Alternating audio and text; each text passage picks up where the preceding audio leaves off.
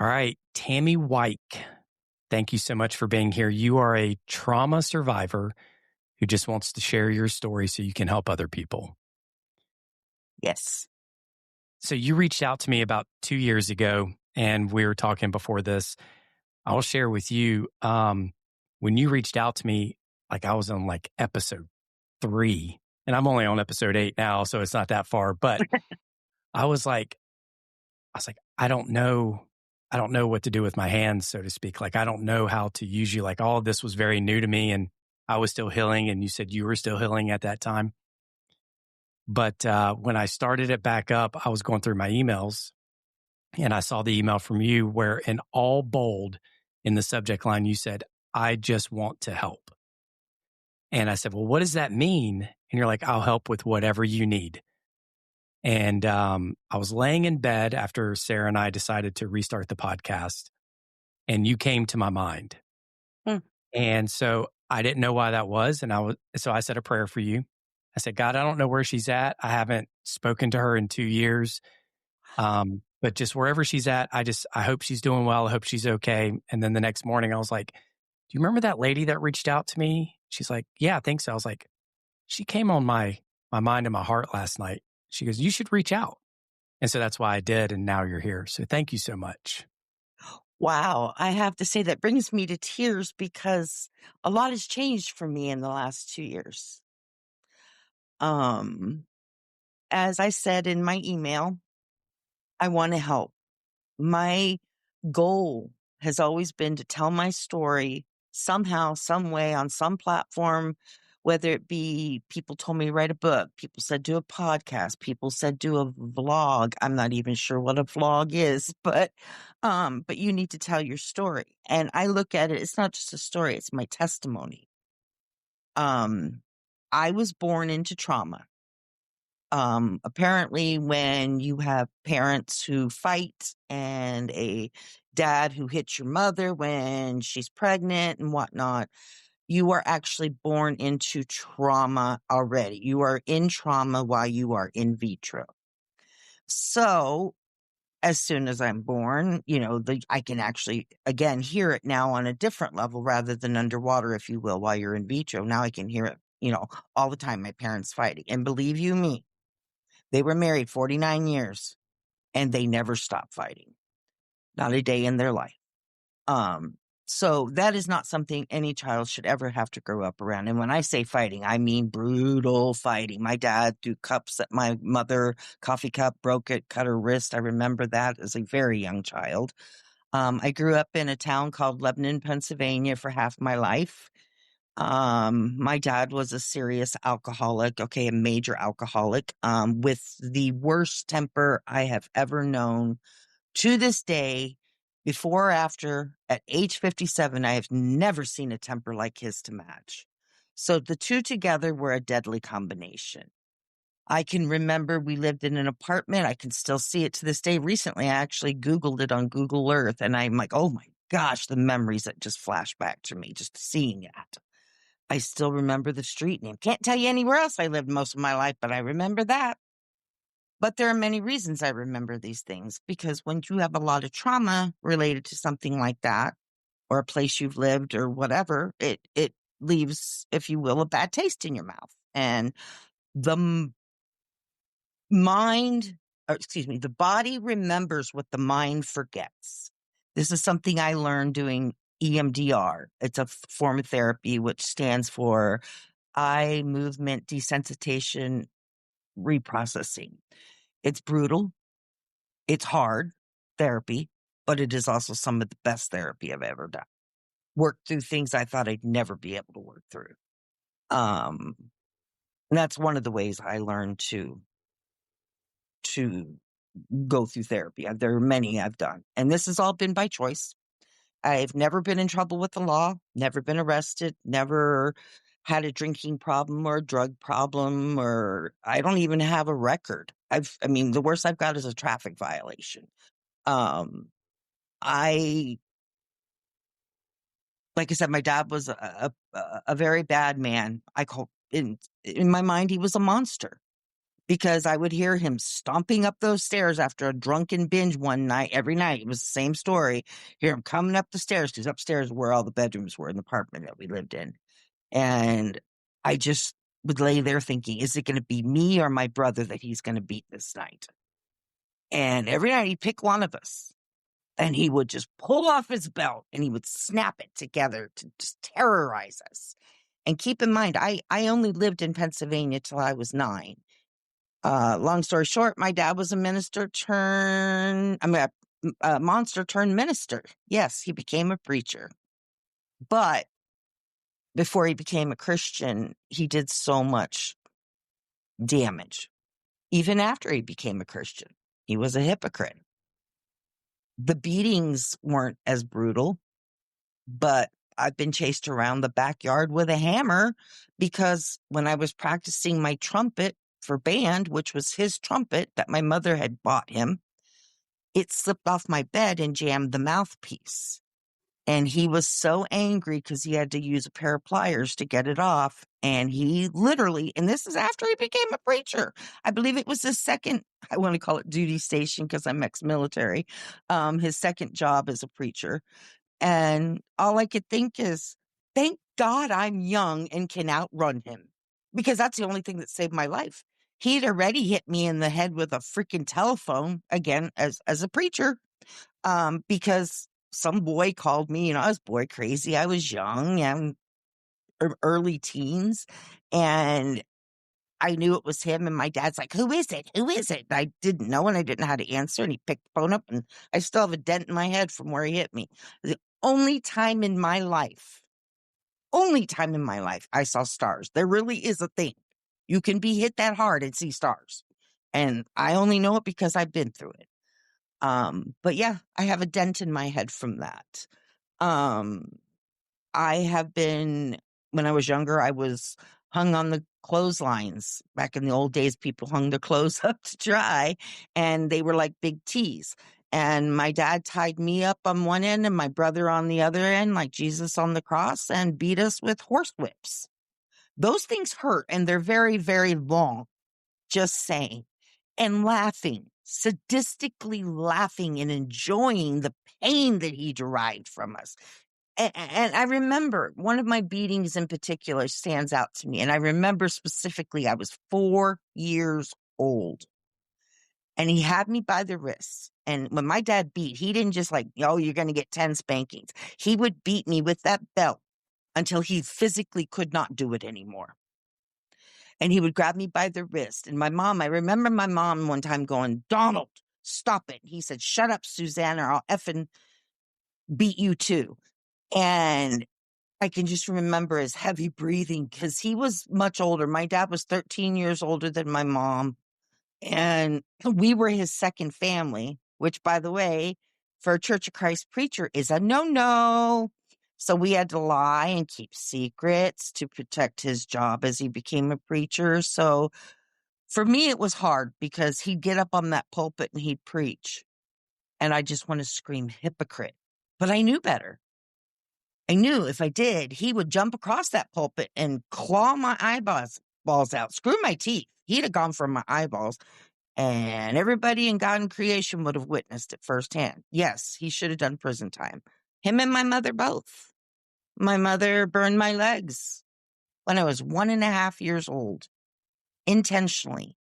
I had to be hospitalized at the age of 1.5 due to the 3rd degree, some 4th degree burns as a young baby. I am a mother of 3 children and a grandmother to 2 wonderful baby boys. I have the best children in the world because I gave them what I didn't get growing up. And it's 2 simple things: love and nurturing. One, on Facebook, you see these silly posts that says, say 5 things that describe you, or 5 words that can describe you, or a quick sentence that can describe you about, or describe this or whatever. And I remember this one particular time I wrote, "My parents didn't love me." And years later, after my father passed away, I was speaking with my little brother. I have an older brother and a younger brother, and I have two older sisters whom I was forbidden to even contact, get to know. We're not allowed to discuss it whatsoever. Um, anyway, I'm bouncing all over the place. Sorry, I do suffer from memory issues. No, you're fine. I'm curious. You have all this stuff happen to you, like you're beat with a whip on a clothesline. Your mother burns you. What did she burn you with? Hot water.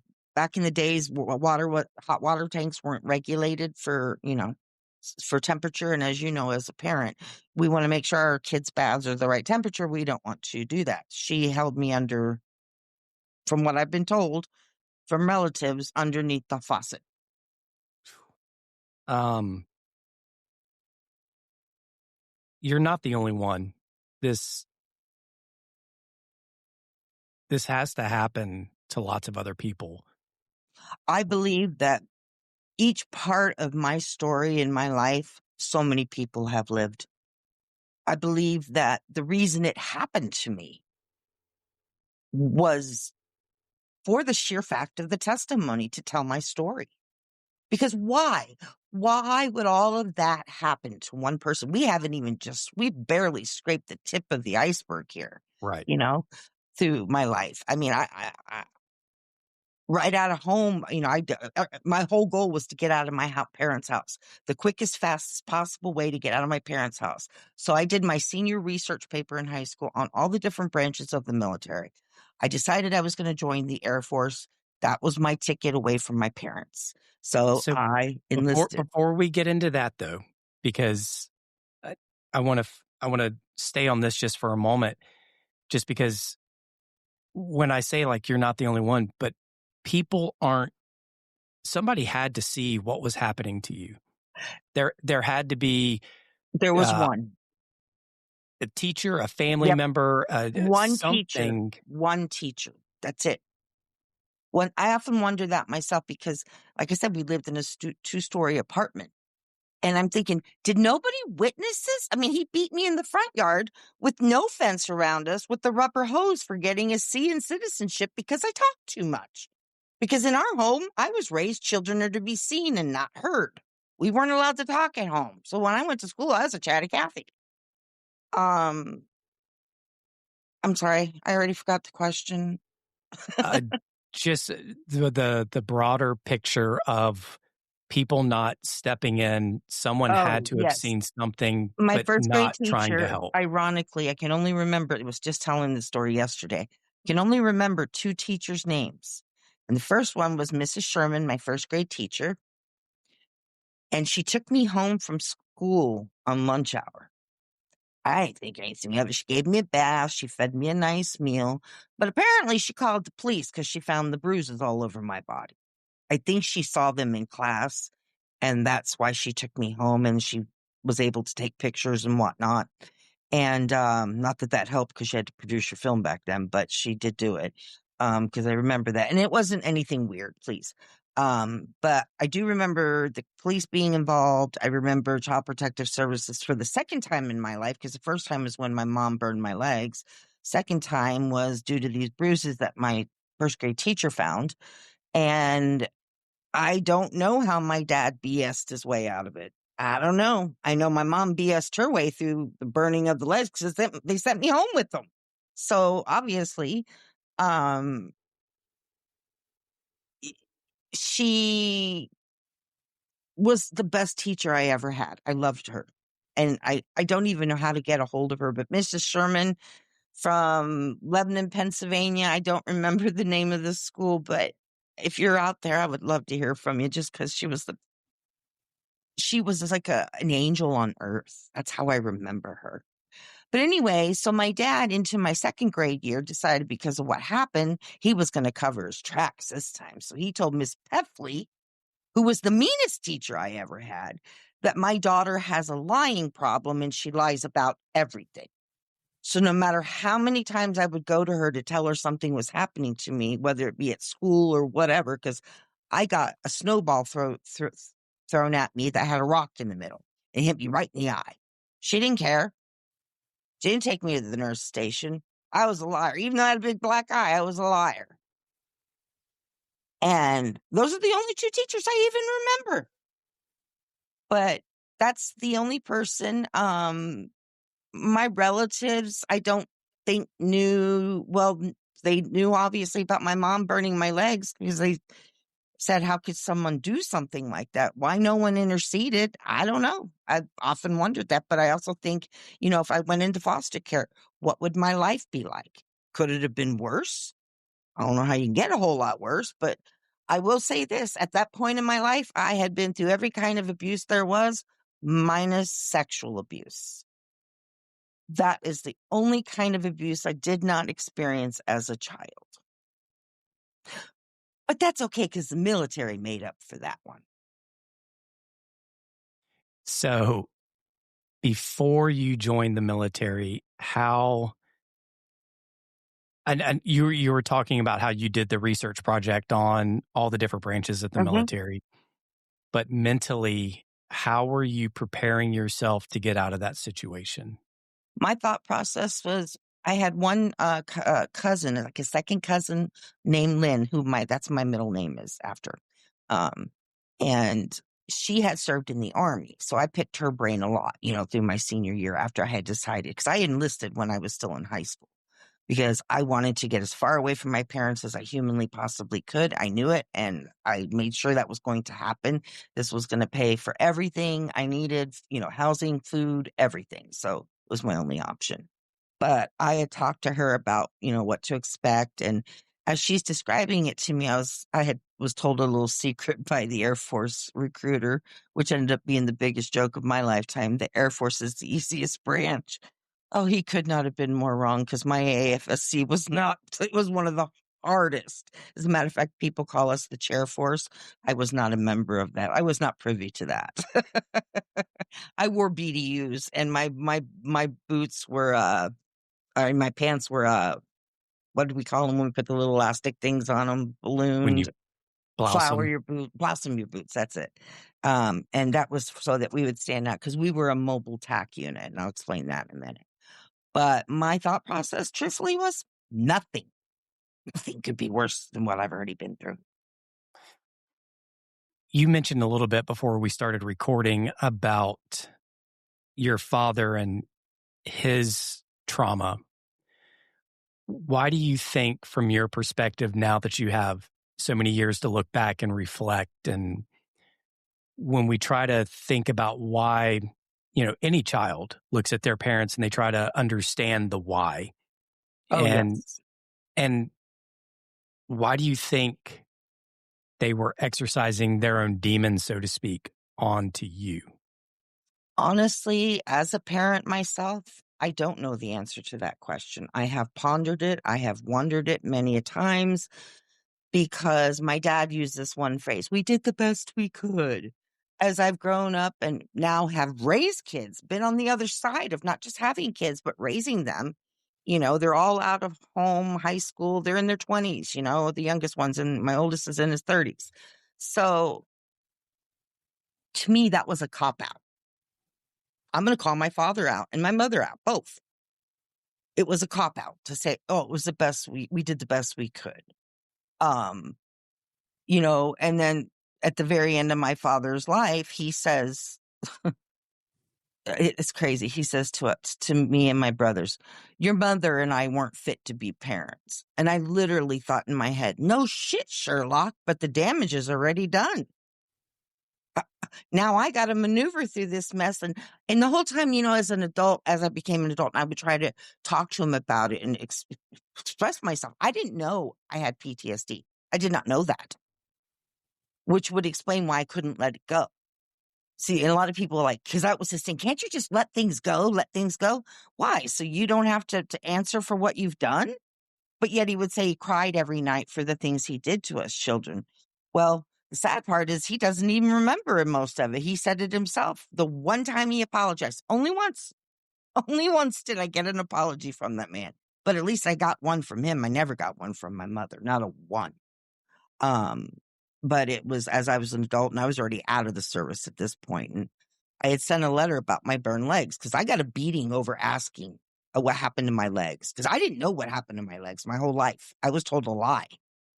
And I grew up with these legs. I was made fun of in school, called monster legs. People ran from, I mean, they go from my ankles to the underneath my knee. Now the top of my foot's not burned and my knee up ain't burned. So it's obvious it was done on purpose, because if I was standing in the tub as she claimed, my feet would be burned. If I was sitting in the tub, my butt waist down would be burned. She even tried to blame it on my older brother, who's only a year and 4 months older than me, saying that he turned on the hot water. Again, standing on my feet. We all know the top of your feet is probably one of the most sensitive parts of your body. It would scar just as bad as my legs, but there's not a scar one on the top of my feet. And I found out through relatives actually just recently that she did it on purpose. And I've always guessed it is probably because I was crying and she couldn't handle it. She has been recently diagnosed, but she's also very old now, but with paranoid schizophrenia. So now I have to go back in my mind and go, did she have that then? I don't know. There's so much we'll never know. I'll never know the whys. I'll never know the hows or there's questions I'll never get answered in this life. And I've learned in life, you do have to prepare for apologies you will never get. And my mother was the first person to teach me that lesson. And she taught me that lesson because there were a lot of apologies I never got and probably will never get. And that's okay with me. I start my day every day talking to God. I don't like to use the word praying because I talk to him all throughout the day. Now, I want everybody to know one thing. I do not believe in God because of the church. I do not believe in God because my parents told me to. I believe in God because I have seen his goodness and his mercy with my own eyes. You can call it a miracle. I call it God because I've seen him do things that have never could be done by no other human being or entity. There is no other explanation but God. And that is how I know there is a God. And no one will ever convince me otherwise. Ever. He is the reason I am here today. And I thank him every day for everything he has put me through. The good, the bad, the ugly, and everything in between. Because without it, I wouldn't be here in this very moment to share my story with, I am praying, at least one person will be helped by. That's my only goal. That's the only reason I want to tell my story, is to help someone else and to let them know they're not alone, that they're not on this journey alone, and they're not the only one. And that what you're going through will pass, because this too shall pass. We go through things because God is the master orchestra person. He orchestrates everything so perfectly. I remember later in life when COVID hit, and all of a sudden I just stopped dead in my tracks, and I was like, wow, Lord, you were fighting battles long before I even got to them. Because at that moment, I was up in a little town called South Park. Yes, like the show. That's where it was based from. To where I raised my kids. And it was probably one of the best places to be on this earth during COVID because everybody lived so far apart. We didn't have to worry about wearing masks. I had already had a job early on when I was first out of the military in a clean room environment, and I had to quit it because of the actual doctor's mask I had to wear. And they even put a fan blowing on me. I really struggled with that because hands were put over my mouth so many times when I was little. And I don't like that. And when they would do it, they would cover my nose. And I would always remember wiggling my nose free so I could breathe. And yeah, so much trauma. I've been shot at. I've had guns held to my head. I've had knives to my throat. I've been raped numerous times. I've been through domestic violence. I could keep going. Right now, my mind is just like, as I'm saying all of this out loud and realizing how much it really is, it's like I've often said I've lived enough trauma for 5 people, and that's sad. Because I remember one particular psychiatrist, she had me do this homework, if you will. She goes, I want you to sit down. I want you to write each trauma down. And I remember I counted my childhood as one. As one. When I hit 22, I got mad and threw the pen down. Car wreck. That's another one. In the military, we were being recalled. I don't know if you're familiar with that term, but recall, recall, recall. You know what I mean then. It means you're being called to duty because our job was mobile TAC, which is Mobile Tactical Air Command. I was in a tactical control squadron. So we would deploy to unknown places, unknown to us, our families, everybody. And as I was doing, I served during peacetime, but I trained for war. And I got out just before the Desert Storm or Desert Shield, whichever it was first hit. And my unit actually deployed frontline because we were frontline Mobile Tactical Air Command, which is basically controlling the fighter jets in their dogfight maneuvers and in against the enemy, and knowing their speed, their vector, their altitude, their range, their and letting them know where to go, what speed, altitude, all these things. And we also did the plotting board as the other side to show the generals in the back what's going on the big screen, but we all had to learn right backwards. But on top of all of that, you had to be able to defend your site. So I did foxhole duty. I was an expert marksman. I had to shoot guns. I had to low crawl. I mean, I called it the Army of the Air Force, if you will, because it was not the chair force, as I've said. But yeah, so. You okay? Yeah, Do you need a break? no, I'm fine. I'm going to plow through this. You mentioned your faith. I think a lot of people look at trauma that they experience.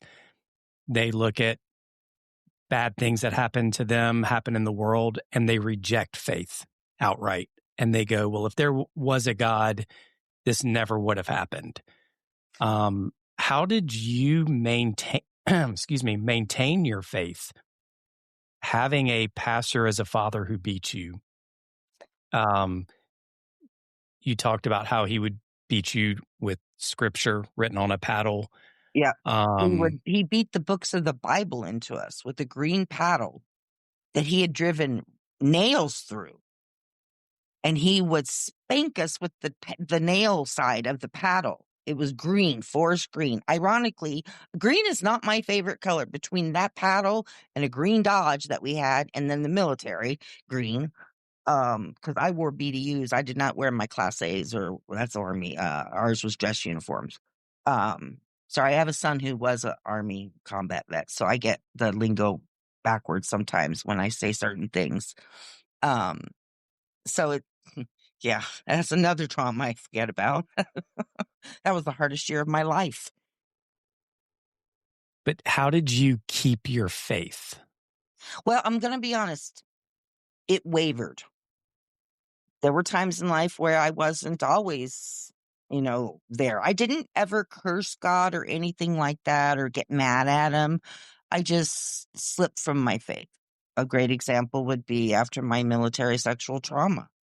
I kind of wandered away from my faith. And what I mean by that was I stopped praying. I stopped talking to God. I don't believe you have to go to church because it says where 2 or more are gathered, he is there. I count me as 1 and him as 2. And if not, Mother Nature is 2. But either way, it's not everybody can do church. And I'm agoraphobic. So going to church, and now with everything that's going on in the world at churches, it's even harder for me. But I can praise him every day in my own home. I talk to him like he's right next to me, like he's my best friend. But in the times that it wavered, I think of the poem Footprints, how he carried me.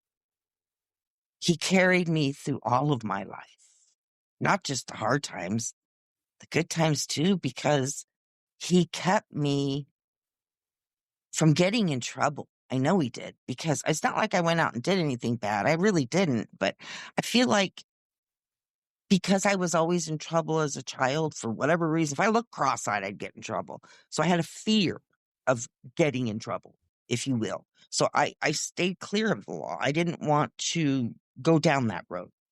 But like I said, my faith, it did waver. And I think as human beings, it would be unfair to state that, through everything I've been through, that I wouldn't have, but there's a verse in the Bible, and I can't recall it, but it basically says, if you raise your children in the Lord, even if they wander, they will eventually come back.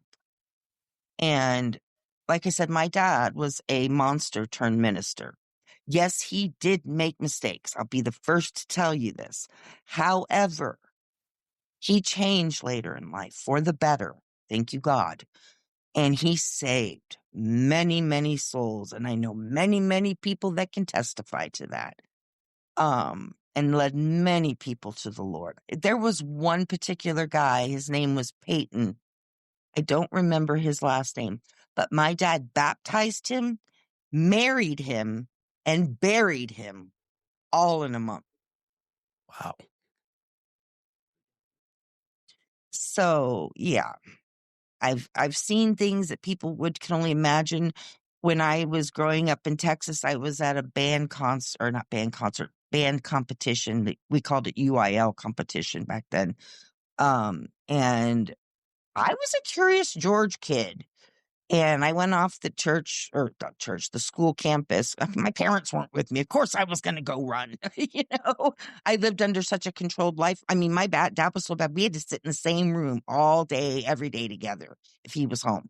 We weren't allowed to go sit in our rooms or play in our rooms. We had to sit right there under his thumb and be quiet all day or watch whatever he watched on TV. It was the oddest thing. But I keep losing my place here. Oh, in Texas, one of the things I saw was the Ku Klux Klan burning a cross in somebody's yard because I wandered off during a band competition. And I will never forget running back, being so scared in all my life. I grew up in Texas. So I saw baptisms in the rivers. I've seen a lot of things in my life, good and bad. So,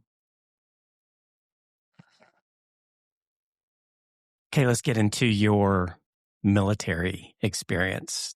Talk to me, just talk us through you leaving high school and joining. okay. Well, when I graduated high school, I was still living in Texas.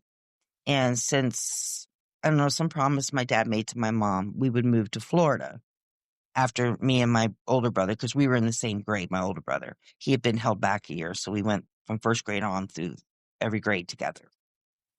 Really don't know him any better than I know Joe Blow off the street. I'm just been picking a name out of the sky there. It's sad to say that, but that's a fact. He used to hit me as well. He was a boy, I was a girl. So I was kind of a puny little kid. I got it from every angle, if you will, growing up. My little brother and I, we're like that brother and sister that fight but love each other too. So he's got a temper, though. He's got my father's temper. So when he has those temper flashes, if you will, he gets very violent with it, whether it be his mouth or his actions. Because he actually, right after I got my ears pierced, at 16, I was on a horse, getting ready to go horseback riding, and probably giving him a hard time because he didn't want to. And he jumped up and he reached and grabbed my earring and he pulled it out and ripped my entire earlobe. My dad beat his butt for that one. But he was mad at me because I was making fun of him. And I know that I've learned through therapy and psychiatry that women tend to cry more and men have more of a verbal reaction, more of a physical, like my brother turns red when he's mad. Like it's a physical reaction more so than a mental reaction. Like I feel like I cry. He gets angry. But so anyway, so we had moved to Florida. So I drove from Florida, Jacksonville, Florida to I went by bus to San Antonio, Texas, where Lackland Air Force Base is for Air Force basic training. And I remember going through boot camp and thinking, this is a joke the first week, in process. And this nice lady, I'm like, oh, yeah, this is a cakewalk. Oh, I can handle this. And I'll never forget the day we got all of our stuff, our uniforms and everything. And I'm dragging all my stuff out. My last name starts with W, so I'm at the end, right? The very freaking end, I think. I think there was one person behind me. And I'm a clumsy by nature. My father was clumsy.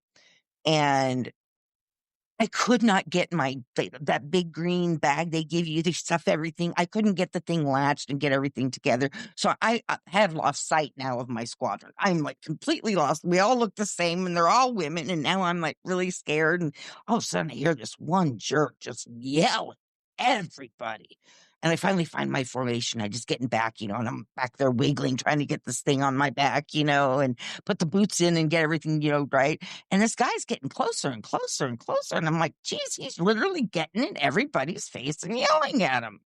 Well, lo and behold, that was my drill sergeant, tech sergeant. Or what do we call him in there? Not drill sergeant, tech sergeant. Yeah, I think, no, because that's a rank. TI. That was it. I had to think about it.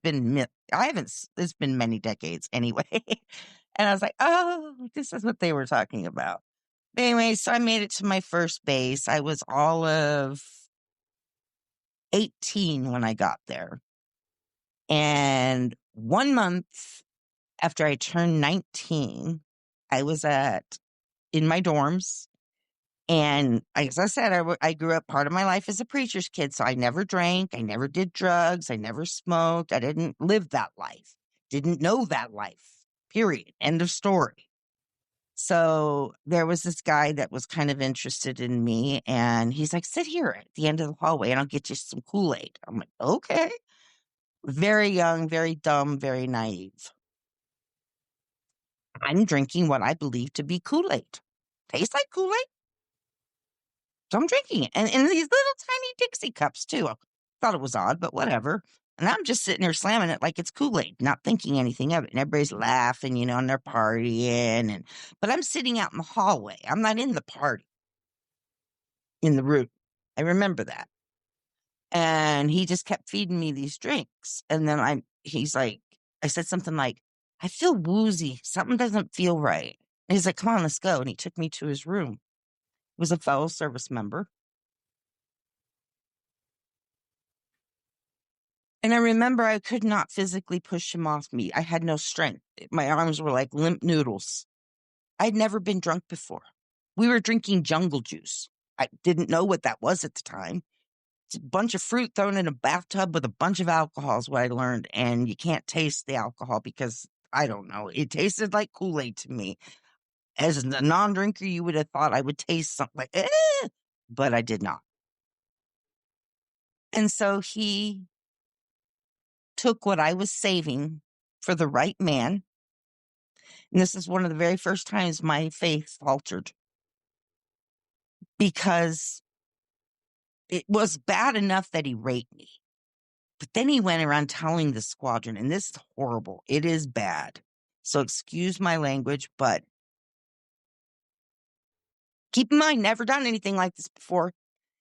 He went around telling the squadron that effing me was like effing a dead fish. I'm thinking I was a virgin. What did you... I don't know what to do. You're right. But I was mortified. When we would work behind the plotting boards to draw where the planes were for the generals and commanders in the back of the bubble that we worked in, I had a particular person, I'm not going to name names, but he would undo my pants and put his hands down my pants, fondle me. He would undo my bra, and I've got a grease rag in one hand, a grease pencil in the other.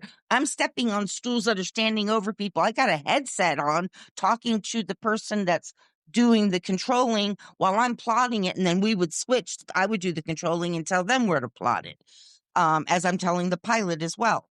And the same information. Anyway, and then I had a doctor while I was in the Air Force. I had never been had a female examination prior to MEPS. So it's not something I was very familiar with. But I knew something was wrong after 5 times in 1 month, and the 5th time being on my monthly, as I call it.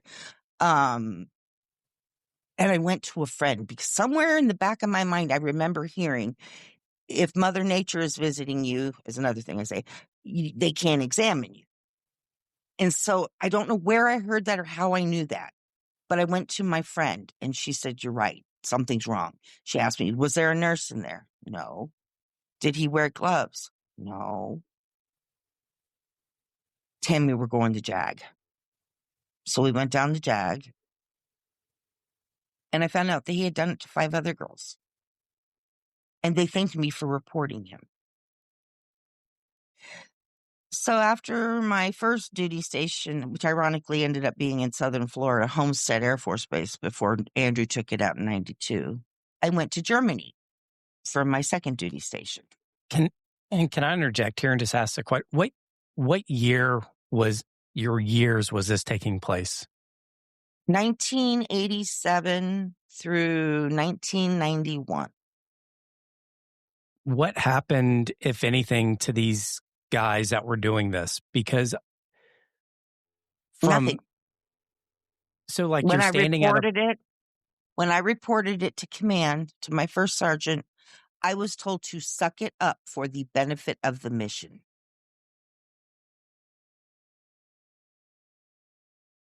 I guess what I'm failing to, and I'm not trying, so I'm not trying to diminish what you're saying, but what I just can't comprehend where we're at in today's world is how you were able to stand at a plotting board and have someone molest you and no one say anything or see something and be like, "We have to stop this or fix this." Well, keep in mind, it's a dark, dark room, okay?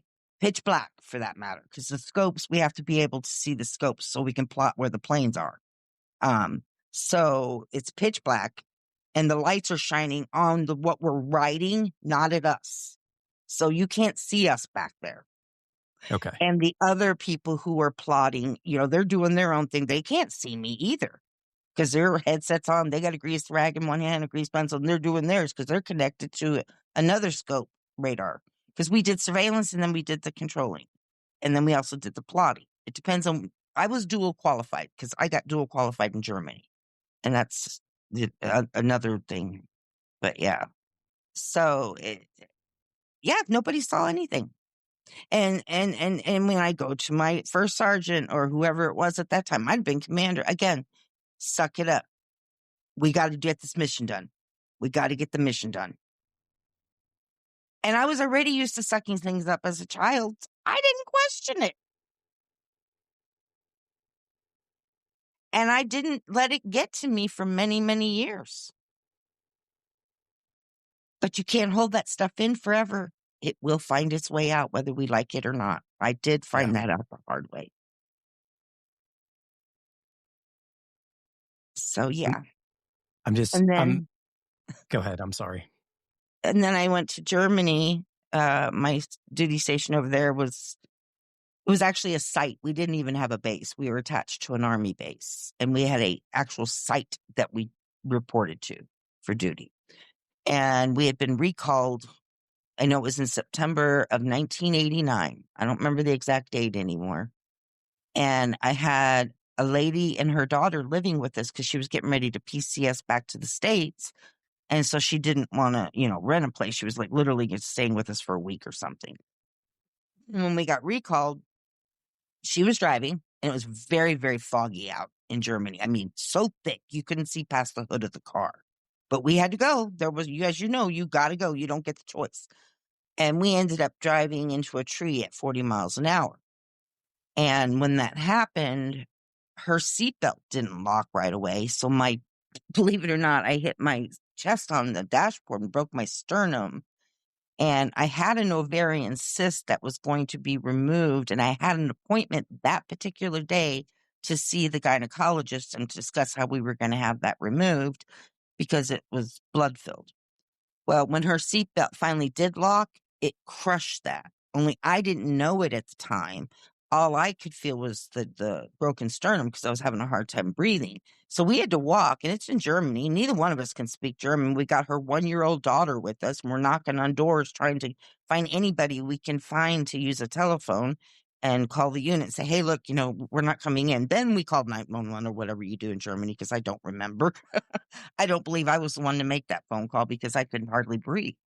But I remember going to the hospital afterwards because I couldn't breathe, and I went up to my OBGYN to cancel the appointment, and he said, "No, we need to get you in right away." And I'm like, "Why?" And he goes, "Because of the way you described the wreck, I have a feeling that your cyst ruptured." And so I had to have emergency surgery. So I had surgery that night. I had time long enough I was able to, they let me go eat. I remember that. But nowadays when you have surgery, they tell you not to eat. So I don't know. But anyway, I remember going to the bowling alley with my husband at the time, my first husband and my oldest son's dad. And then we went back and I went through surgery. And I remember as I was going through surgery, I remember I could see my body on the table, but I was like above it, floating above it. And I could see the crash cart coming and all these people coming at me and working on me. Well, what had happened, I didn't know it, is I needed a blood transfusion. So I saw the crash cart come. And when I woke up, I remember the doctor just stroking my forehead. And he goes, "Oh, I'm so glad you're still with us." And I remember looking at him kind of like, coming out of surgery and going, "Wait, what?" And he goes, we lost you for a few seconds. So I technically died for 3 seconds. And so within that, I'm fascinated by near-death experiences. Um, so you actually were above your body during that time, seeing what was happening, Mm-hmm. and you remember it. Mm-hmm. It's clear as if it were yesterday. Couldn't tell you much else about that time frame in my life, but that I remember. So, Not to get off topic, but again, I am fascinated by this yes, stuff because it is a glimpse into the afterlife. right. What did you feel in that moment? Very light, like a feather light, like I was floating, and that's what it felt like I was doing. I was floating above my body, but then woke up. That's all I saw was just the floating part. A lot of people have asked me that question because they too are very fascinated. I've heard a lot of stories about how, you know, I didn't get to see any lights or anything like that. So, but I did see everybody rushing to me. And when he told me that, and I did confirm it again after all the drugs and stuff had worn off, that I wasn't crazy, that it really happened, and it did. And, you know, I believe I went through so many things so that I could help people. Because, like I said earlier, I wouldn't be here today if it wasn't for God, but I don't believe God would have put me through all that if He didn't want me to tell my story. Did anything happen to any of the guys that raped Nope, you or nothing. No, nothing? nothing. Absolutely nothing. It was kind of if you will, back then, it's compared to the don't ask, don't tell thing, or shoot them and ask questions, shoot them all and ask questions later is how it was reverted to back then. Kind of like we were a second thought as a woman veteran. I'm going to state it for it was. It was the good old boys club. That's what it was. And they could do whatever they wanted and it didn't matter who you were. And sadly, it wasn't just me. I know so many women that it happened to that I served with. So I know it wasn't just me. And sadly, there were men too. It is more one of my sons said to me, not my oldest, but my son, he had a girl, his high school sweetheart at the time. She was talking about joining the military. Ironically, his high school sweetheart did. She's a Marine Corps officer. But we were talking about this, me and his girlfriend, about military sexual trauma. And he goes, "Oh, that doesn't happen anymore." And I looked at him and I'm like, yes, it does still to this very day. And he did not know that. You can look up stories. Fort Hood's got a lot of them, as you probably know. Women being killed and mutilated, or not mutilated, chopped up. I hate to even think about it, but yeah, I don't know what the word. That's not the word, but you know what I'm saying. Uh, Yeah, I've heard about it. Brutal. What advice would you offer any women that are thinking about joining the military? One, I think this is a multi-pronged question, so I can break it down. But I think so many people with trauma join the military as an escape from their trauma, Yes, and I then did. yeah, and so like that's part of it. But so much trauma happens within the military, and it just compounds and compounds and compounds. So, Yes, but for women specifically, what advice would you give to your daughter if she was wanting to join? she did want to join at one time, but unfortunately, she has a physical condition that will she'd never make it past maps. Um, but and I do this for female veterans, the girl that I know that's serving as the Marine officer. I make sure that tell them to document everything. If you are told, suck it up or deal with it, go higher, jump chain of command. I know that that's not what we're supposed to do, but I believe that women have a voice, and I didn't have a voice back then. I was hushed as a child, so I didn't know any different. I want women to know they have a voice and to use that voice to tell, keep telling until somebody listens. Keep telling. Don't give up because you don't have to suck it up. You didn't deserve it, and it wasn't right. But document it. See, me and Sarah, my wife, we've talked about our kids joining the military, and my 17-year-old, he turns 18 tomorrow. For a while, and he probably still does. If he ever listens to this, he'll be like, "No, I still want to join." But we're like, "No, because you're such No, a sweet I'm going to kid." tell you, my son joined. He too was sexually assaulted in Iraq from a Turkish man in the showers.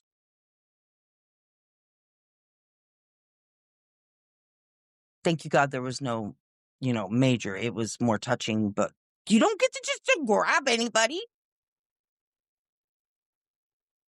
My dad was sexually assaulted in the military. He beat his commanding officer within an inch of his life. So there you go, 3 generations, and all 3 of them went through it. It is so common. They say 1 in 3 women have experienced it. I don't know the ratio for men, but here's a great example as to why that would happen. So you take a unit like mine, generally about 2,000 in our squadron, okay? And out of that 2,000 at tops, I would say maybe 100 to 150 were women. We were so outnumbered. You know, in the military, what I served in, we were out in the middle of nowhere where a lot of these women went through things. They don't know where they were. We didn't know where we were. Either you're dropped by plane or you're driven by convoy. If you're driven by convoy, that's one thing. But if you're dropped by plane, you don't know where you're at. So it's a very rampant thing. There's a documentary called The Invisible War. Anybody who wants to learn about MST, that's what military sexual trauma is called. You'll learn a lot from that documentary. But yes, it happens.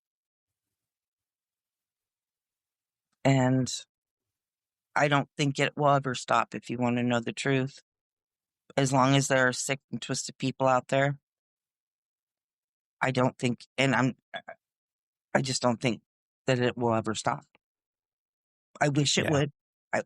I pray for peace. I pray, everybody's like, oh, if you had a superpower, what would you do? Or if you could have one wish, what would it be? You know what mine would be? Mine would be I would eliminate hate before it's too late. I made that up. Yes. And that would go back to eliminating evil.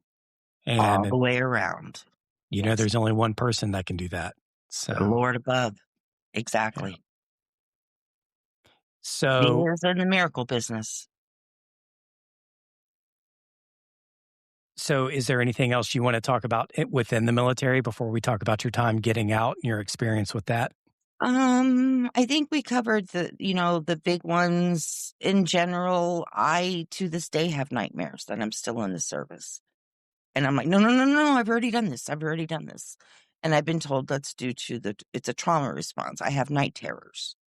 I've been told by my family, by other people that I've slept in the same room with things I say in the middle of the night. My daughter, she's like, Mom, you are not weak when you are fighting in your sleep. I'm like, what do you mean, babe? She's like, you are always kicking somebody's butt in your dream. Because my kids will tell you, I kick, I punch, I fight. I've busted my face open more times than I can count by punching myself in my sleep. I've thrown out my knee from kicking in my sleep. When I stayed at my son's place in college in Seattle, he's like, Mom, you kept kicking the cabinet all night. It was cramped space, so there was an airbed for me to sleep on, but the cabinet was right there. And it's just, I've never been able to sleep with my grandsons. Never. I can't take a nap with them because I fear hurting them. People who wake me up in the family know, grab her toe and yell and then run because I wake up with fists flying. So, did you do 20 years or did you get out? I got out. When I was serving during that time frame, when you got pregnant, you had the choice to stay in or get out.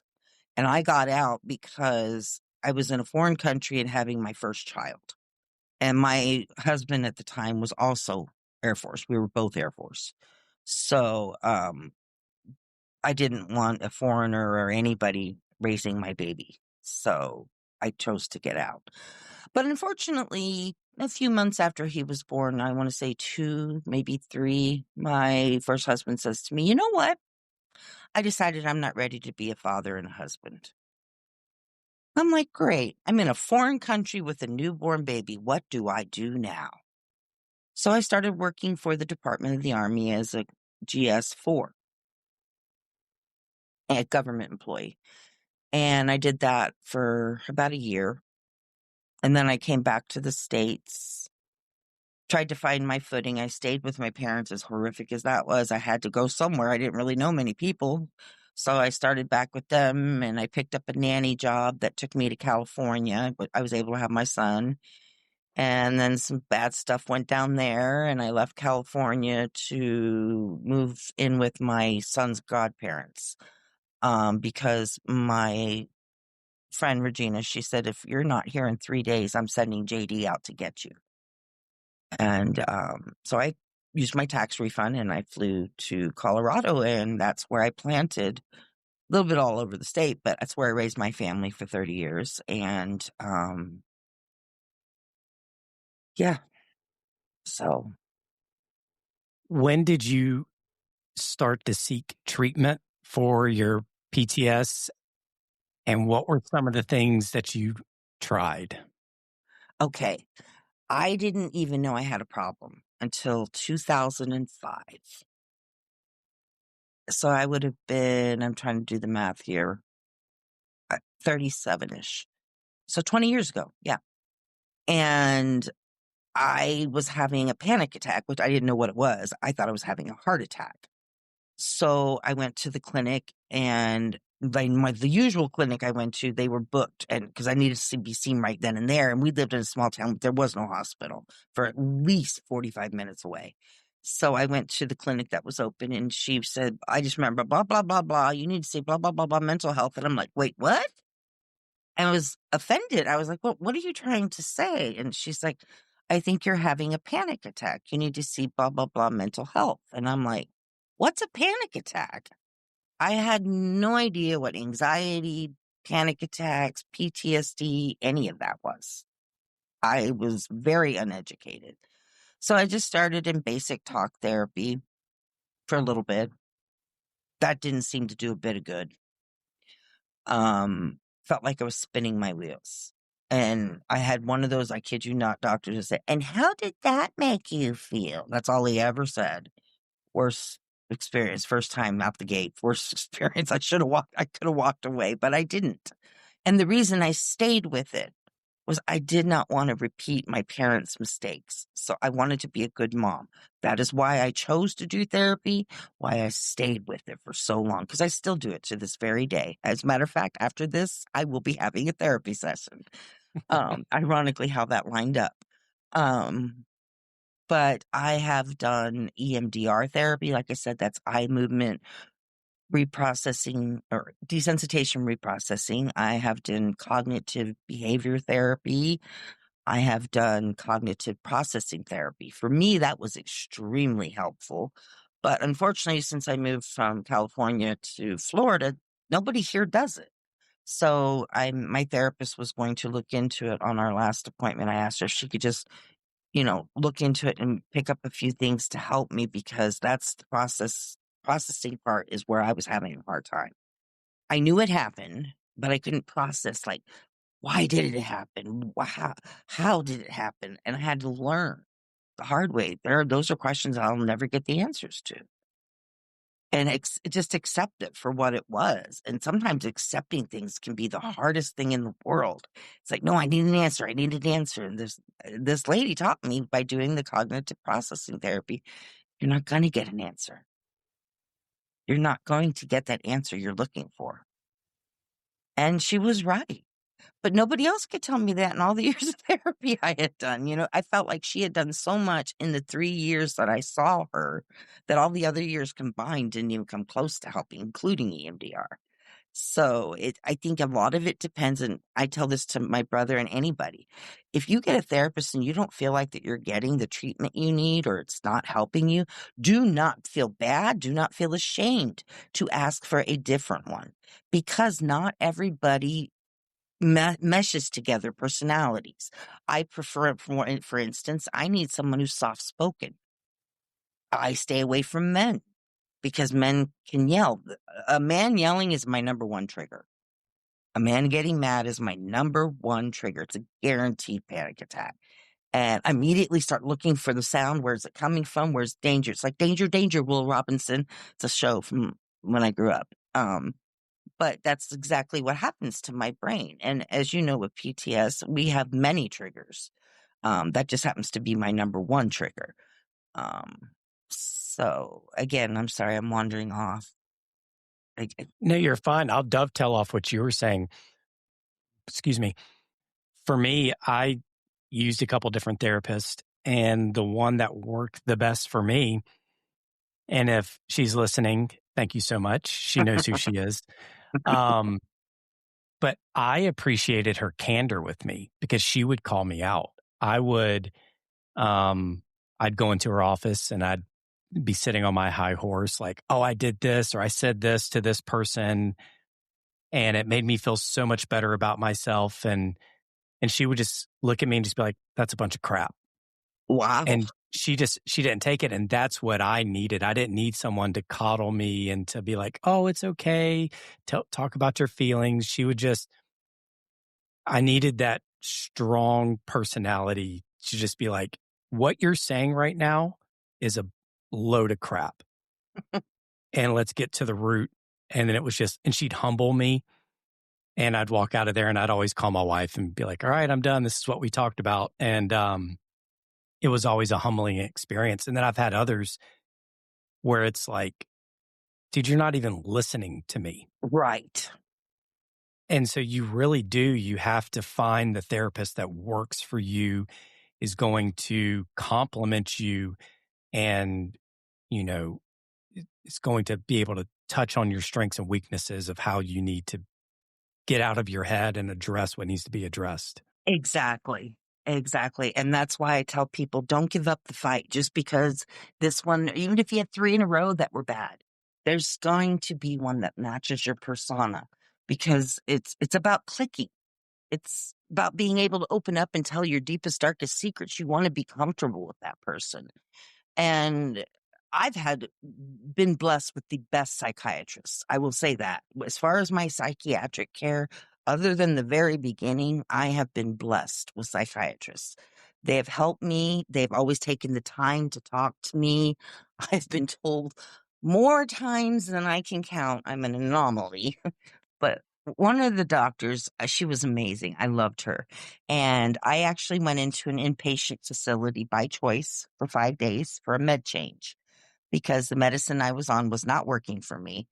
And I kept passing out because I was having too low a blood pressure. So I voluntarily went into an inpatient program. And as I don't know if you're familiar, but just imagine a psych ward. That's how they treat you. You got to take anything with string off, all that.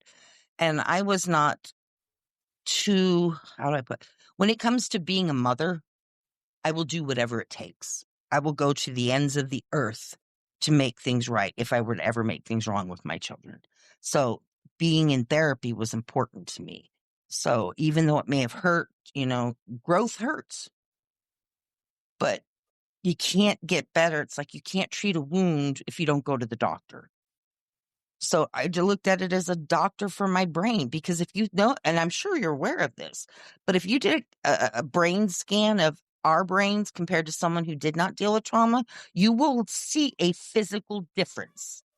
So I always use layman's terms and say, I grew up with a broken brain. My brain doesn't know how to process things properly, or my emotions are unregulated due to the things I've been through, and I just put it on a simplistic terms, but I was hell-bent and determined not to repeat the cycle. I knew at age 4, I remember getting that beating I was telling you about when my dad couldn't stop breathing. My mom tried to intercede.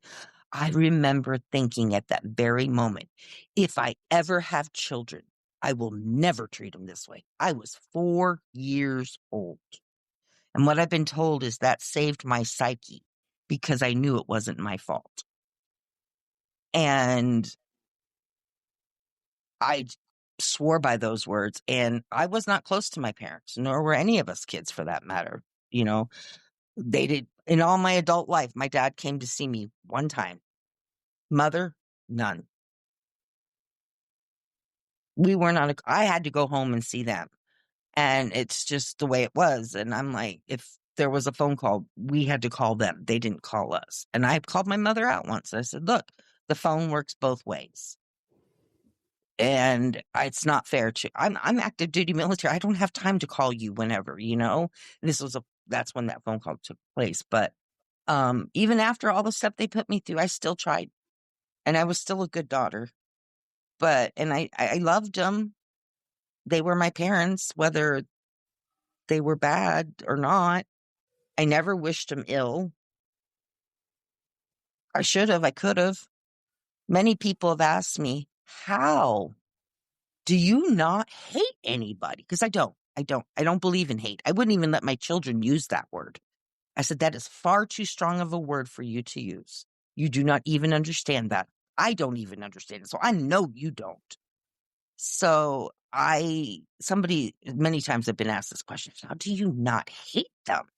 I'm like, well, what good's that going to do me? Hate only hurts me. They don't know I'm hating on them. So they're walking around, la, la, la, la, la, la, la. They're clueless. So why would I punish myself more? And it wasn't about forgiving as much as it was, I don't want to carry around hate. I don't want a heart filled with hate. I don't want a hardened heart. I remember being a young teenage girl when I was just starting to wear makeup and everything. And I remember telling girls at Bible camp and church camp and stuff, you know what? One day our looks are going to fade. What matters is what's in our heart. And I have never altered from that path.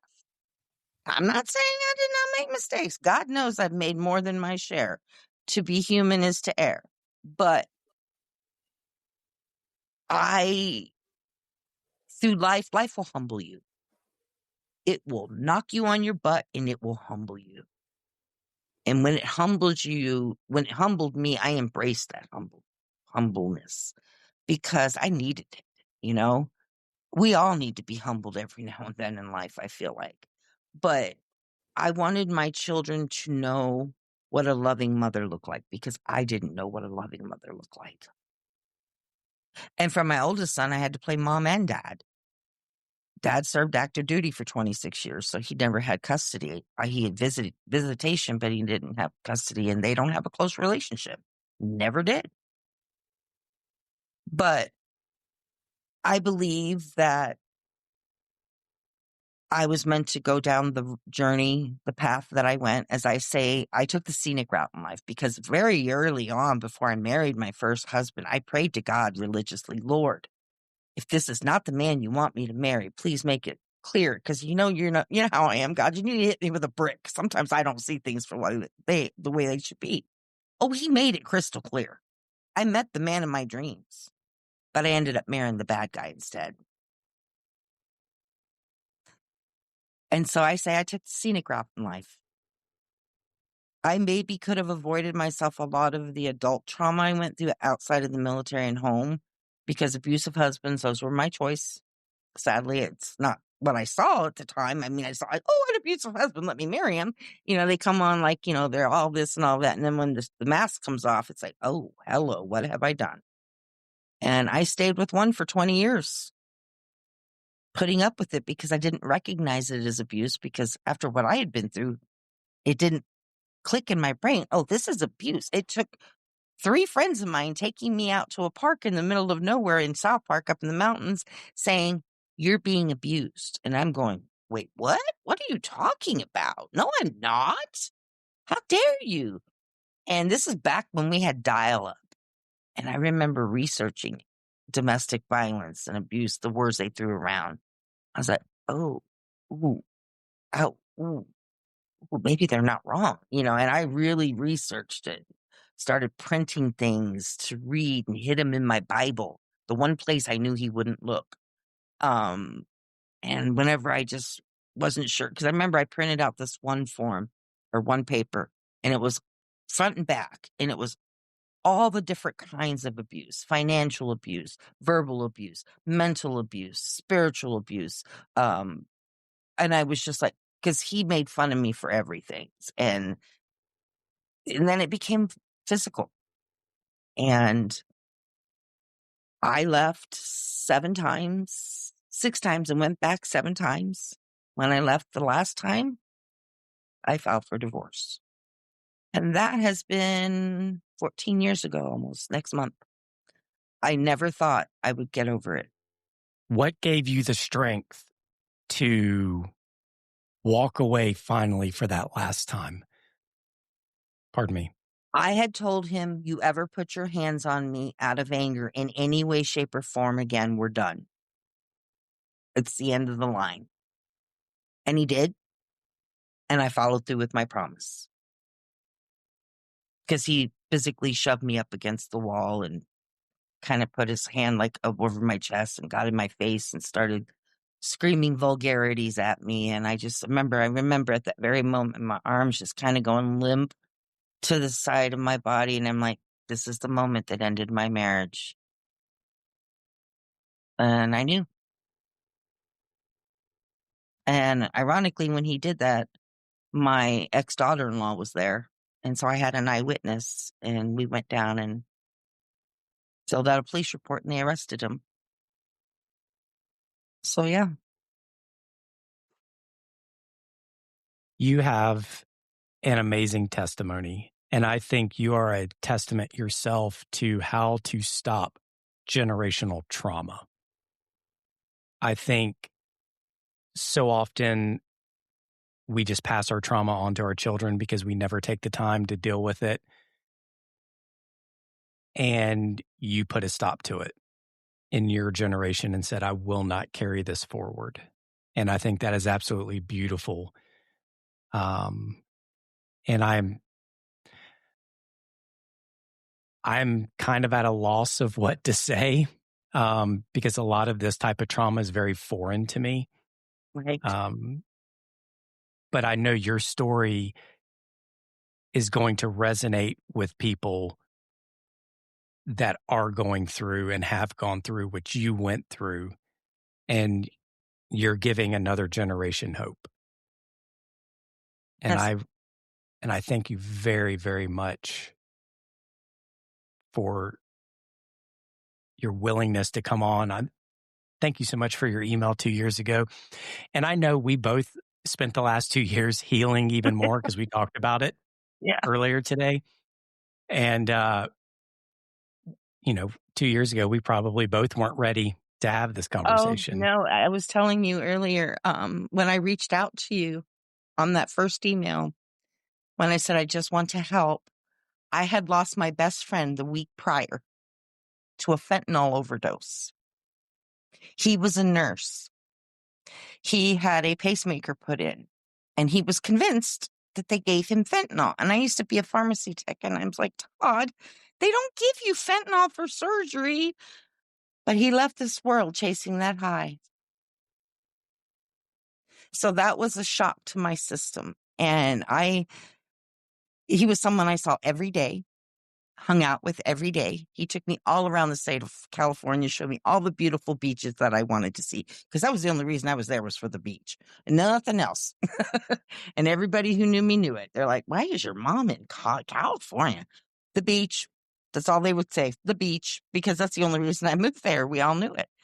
And then another part of my story I didn't get to share with you, Brandon, but I was a homeless veteran at one time and went into a program called US Vets that housed me for like $250 a month and got me a HUD-VASH voucher, which is the same thing as a HUD voucher, but for veterans.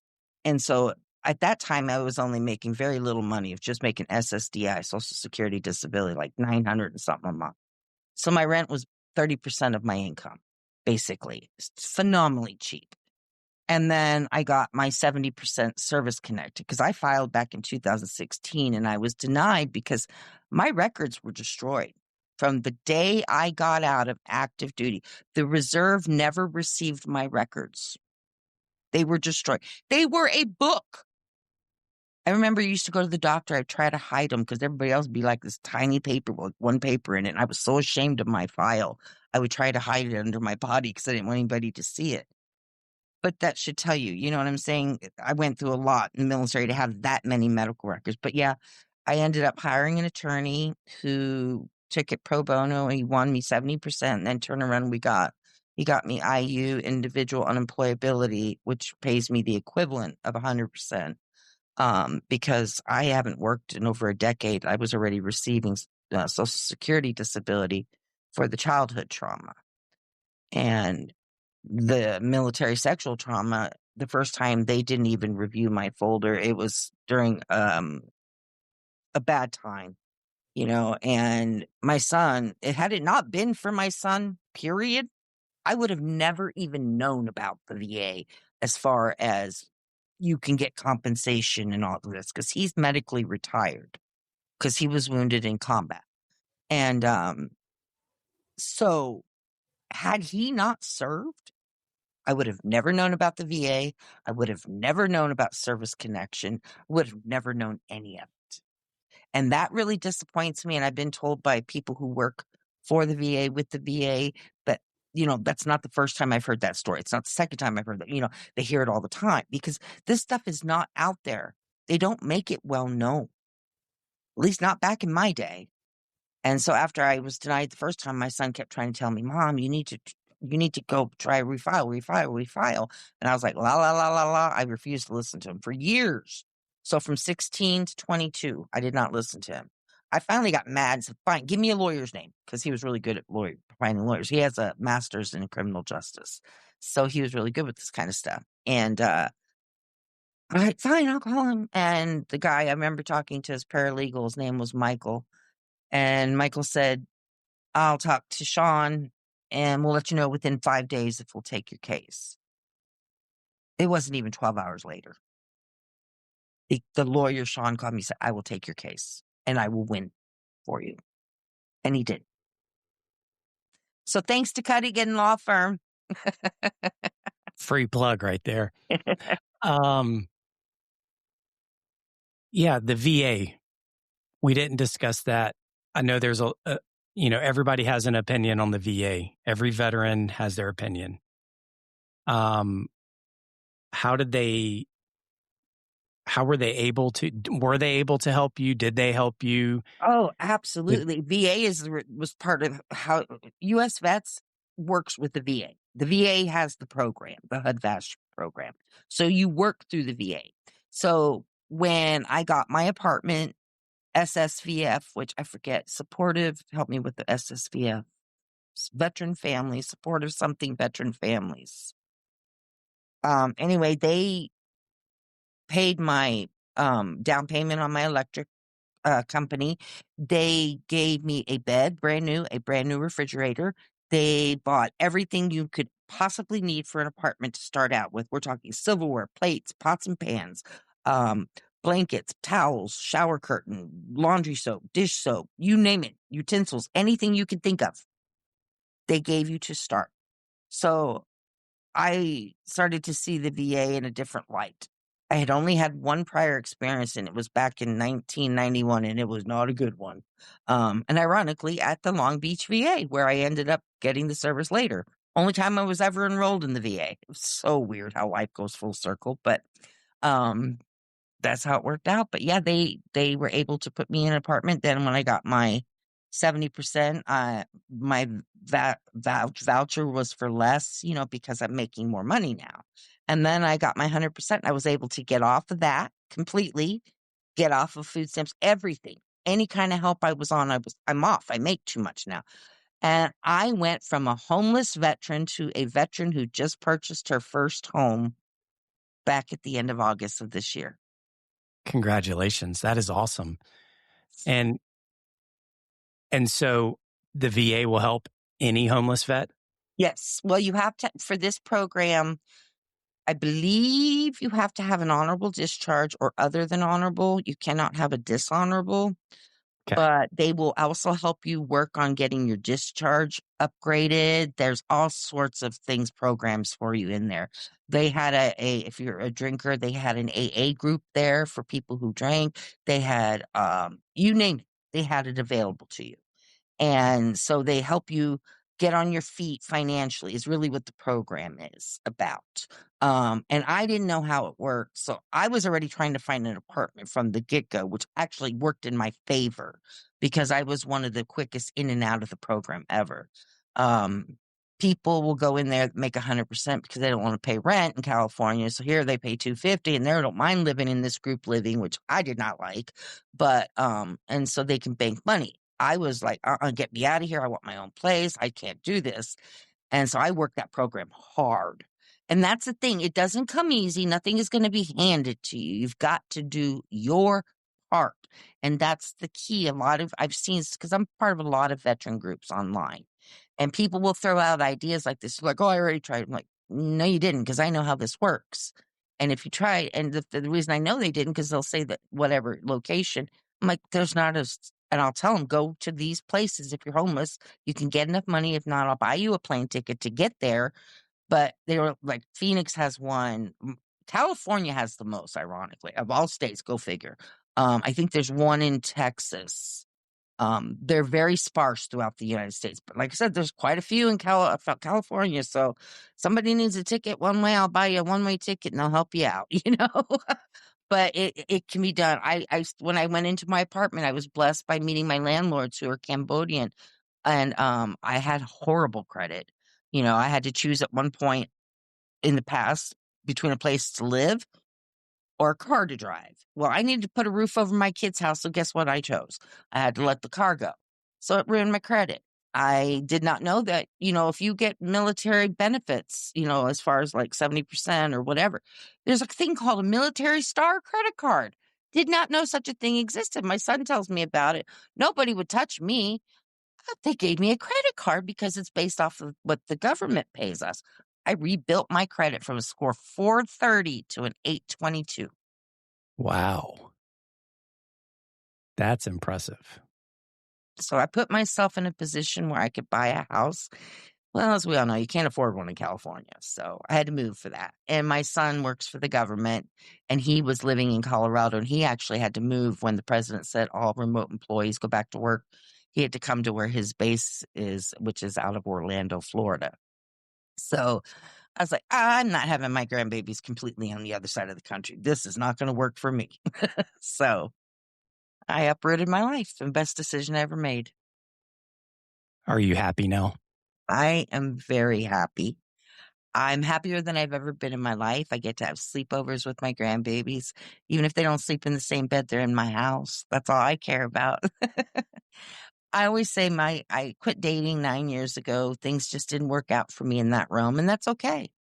I always say my children and my grandchildren are my happily ever after, and I wear my mother's ring on my wedding finger because my dad did say this a lot, "Tammy, you don't need a man. You're one of the few women that can get away with not needing a man." And I do things on my own. I am very independent, but it's because I had to be. And now it's like I'm older. I like being by myself. I no longer fear being alone. I love being alone. I crack myself up. I'll be in my house all by myself and I'll think of something funny. I'll just start busting up laughing. And I'll call my daughter or one of my sons to share it with them. They'll start laughing because, instead of trauma constantly creeping around in my brain, all of a sudden, funny's popping in and our creativity, is popping up. And it's like, oh, breathing room, breathing room. And my therapist and psychiatrists have told me my journey will probably be a lifelong journey of recovery, and that's okay. But I know that through the therapy and through the psychiatry that I get and the support group I have with my children and my girlfriends, that the biggest thing though is God. With him, I can do all things through Christ who strengthens me. My favorite Amen. Bible verse. And I am living proof of that. I am one of his soldiers. So, If anybody is listening to this and wants to reach out to Tammy for support, for questions, just to be loved on, feel free to email me at ptsandme@gmail.com and I will get you in touch with her. We're not going to flood her inbox with a bunch of spam or whatever. So I'll help screen a little bit, but I will get you in touch with Tammy to talk with her if you just need a little bit extra support. Because she offered that before we started recording and she just wants to help. So if you know of anybody that's struggling, anybody that could just need someone to listen to that understands, we'll get you in contact with her. Is that sounds correct, great. Tammy? That's absolutely correct. I appreciate that. So, yep, that's all I want to do is help. Just want to help. I wish Well, I someone would definitely have been think there you for will. me when I needed it. But through learning, by going through it alone, it's taught me that people need help. And that's okay. Yeah. That's okay. Well, Tammy, thank you so much. I appreciate you being so vulnerable and sharing. Um, and we'll talk to you later. All right. Thank you. Thank you.